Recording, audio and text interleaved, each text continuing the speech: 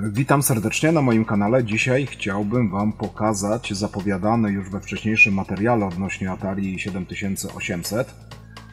Kolejna konsola Atari 7800, ale w wersji Peritel. Czym ta wersja się różni? Jak osoby, które posiadają tą konsolę, mogą tutaj już zauważyć na wstępie, tutaj mamy wejście wideo i to właściwie wyjście wideo z konsoli i to wyjście wideo wygląda zupełnie inaczej niż w standardowej konsoli. We wcześniejszym materiale w tym miejscu było wyjście antenowe. W przypadku portu taki jak tutaj widzimy, ja myślałem, że to będzie port, który był używany w Sedze dwójce. Natomiast on jest wielkościowo przypominający port z Segi 1, a dokładnie do podłączenia tutaj wyjścia w standardzie RGB używam przewodu od Atari ST, czyli dokładnie takiego przewodu, jak tutaj widzicie. I zobaczcie sami, to wszystko pasuje. Mam nadzieję, że tutaj mi się uda go podłączyć.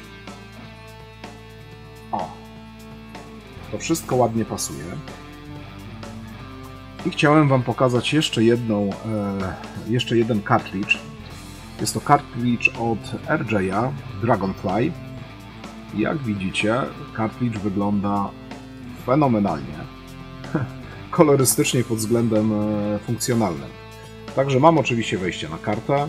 Mamy tutaj wejście na USB. Z drugiej strony, mam nadzieję, że będzie to widoczne, mamy zasilanie, wyjście na zasilanie, które podłączamy bezpośrednio do konsoli. Wejście na zasilanie, czyli zewnętrzny zasilacz, włącznik, załącznik całego urządzenia, ekran oraz kilka klawiszy. Po uruchomieniu pokażę Wam, jak to dokładnie wygląda.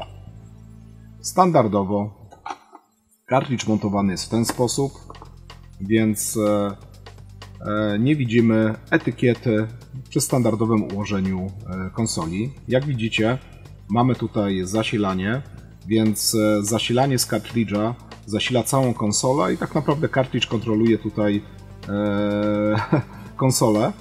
I oczywiście mamy na samej konsoli przycisk zasilania. Chcę Wam pokazać, jak to wszystko będzie ze sobą współpracowało, jakiej jakości mamy tutaj wyjście RGB, ale rozkręcę samą konsolę, bo kiedy do mnie dotarła, oczywiście ją przeczyściłem, więc pokażę Wam w środku, jak wygląda firmowa przeróbka tego portu, bo wydaje mi się, że nie przerabiał tego użytkownik, natomiast w takiej wersji była ta konsola sprzedawana we Francji. Po zdjęciu obudowy, jak widzicie, w tej chwili będzie widoczne, mamy tutaj dołożoną płytkę. Ta płytka jest w ten sposób umieszczona, akurat w rewizji B, że mamy dopasowany cały ekran do tej płytki dodatkowej. Sam otwór, jak widzicie, jest również tutaj dopasowany, że można ten przewód spokojnie zainstalować. Natomiast nie wygląda to na samoróbkę. To był chyba już mod firmowy, który był sprzedawany. Między innymi, no ta konsola akurat pochodzi z rynku francuskiego, ale z tego co wiem, jeszcze w kilku innych krajach w tej wersji konsola była sprzedawana. Za chwilę złożę ją i podłączę do zasilania. Będziecie mogli tutaj ocenić, jak ta konsola z takim wejściem się spisuje. Bo powiem w ten sposób, o ile można używać tutaj Dragonfly do wgrywania czy to demosceny, czy gier z epoki, to ta konsola pozwala na wgrywanie czy włączanie oprogramowania z epoki, a mam kilka tytułów, które bardzo lubię, właśnie w bardzo dobrej jakości, jeśli chodzi o dźwięk, o obraz, więc za chwilę zobaczycie, jak to wygląda w praktyce.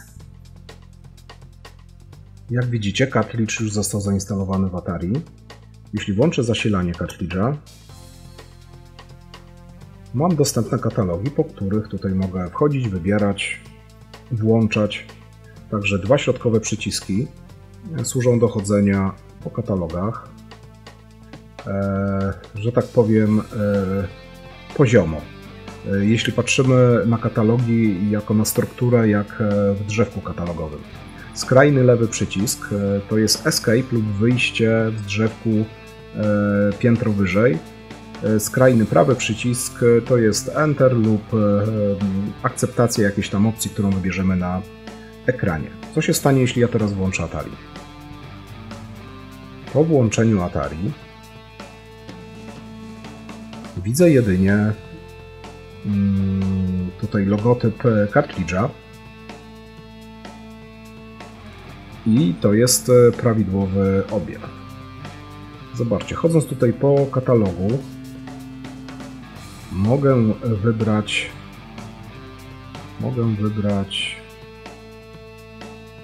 chociażby Dual Poké. No dobrze, jakaś produkcja.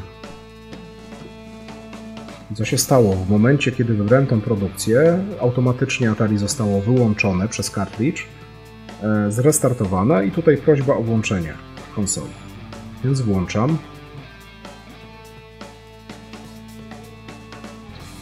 I Atari zaczyna grać, bo jest to demoscenowa produkcja.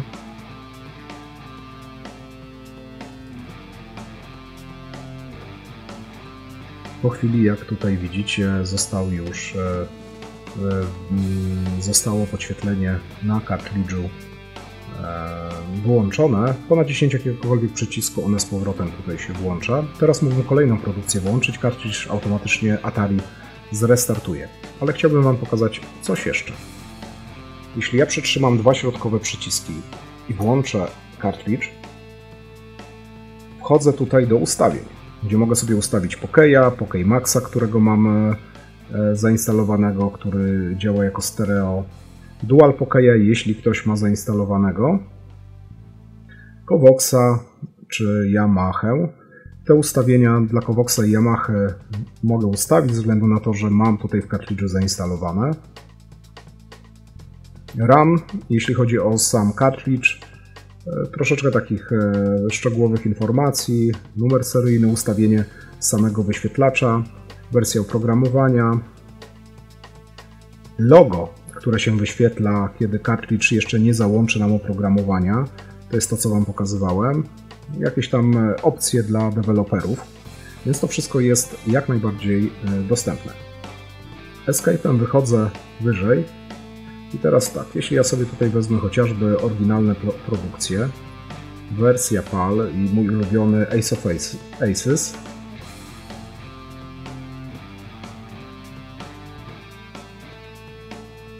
i włączę. Zobaczcie, znowu zostałem poproszony o włączenie konsoli.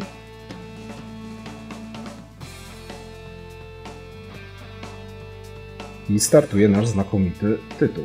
Postaram się sparować pada.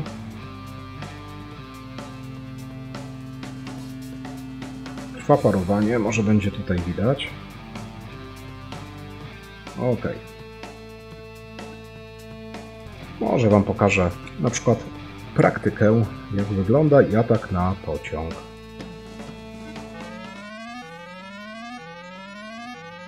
Co ważne, jest to rozbudowany symulator, może z elementami zręcznościowymi, rozbudowany jak na 8 bitów oczywiście. Natomiast wszystko obsługujemy padem z dwoma przyciskami. Jeśli dwa razy szybko nacisnę guzik i strzałkę w dół, widzicie, że zbliżam się tutaj do pociągu. Jeśli 2 razy szybko nacisnę guzik, przechodzę tutaj do luku bombowego. Postaram się otworzyć. Zobaczcie, już mamy tutaj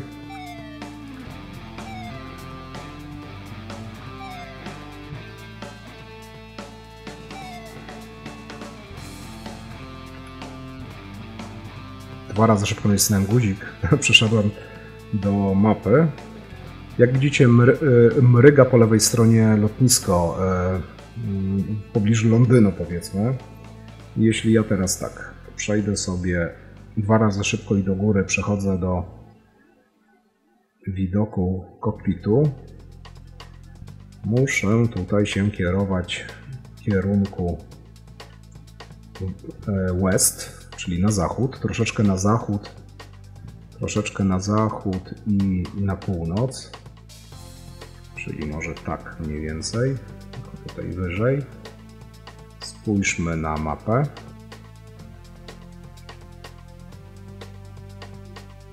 Kierujemy się w odpowiednią stronę. OK.